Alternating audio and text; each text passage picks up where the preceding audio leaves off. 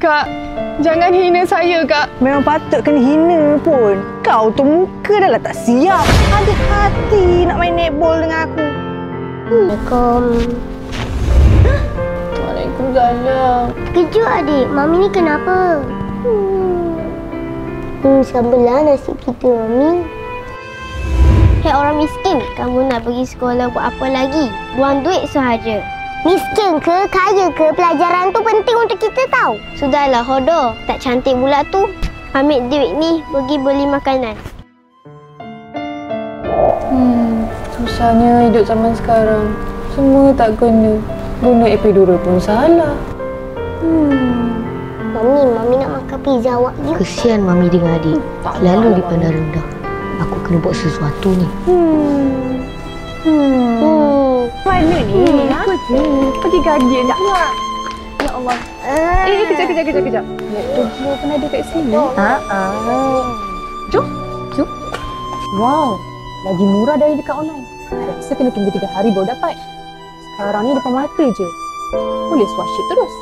Duit cik pun ada kat sini?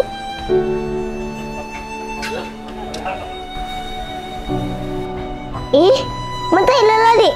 Mana tak ilala adik? Alamak. Jadi lawa lah pula. Tapi tak payah lagi ni. Adik.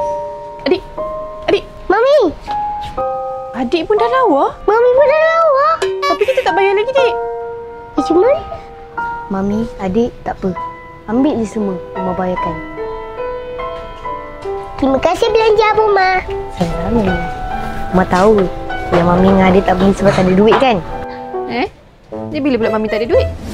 Kau tu muka dah lah tak siap. Orang kaya pula. Ada hati nak main netball dengan aku. Kak, maaf Kak. Salah ke jadi orang kaya?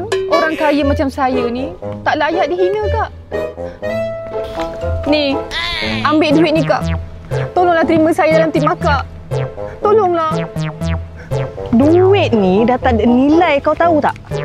Zaman sekarang ni, orang nak tengok yang cantik-cantik je, faham? Bila masa pula ada tak ada duit? Ambil duit ni, pergi beli makanan. Nah, ambil duit ni. Lepas ni jangan kacau saya lagi. Saya ni bukan tak cantik, tapi saya malas nak jadi cantik je. Adik bukan tak ada duit. Cuma adik malas je. Betul? Terima kasih. Jom, Adik. Terima kasih. Bye.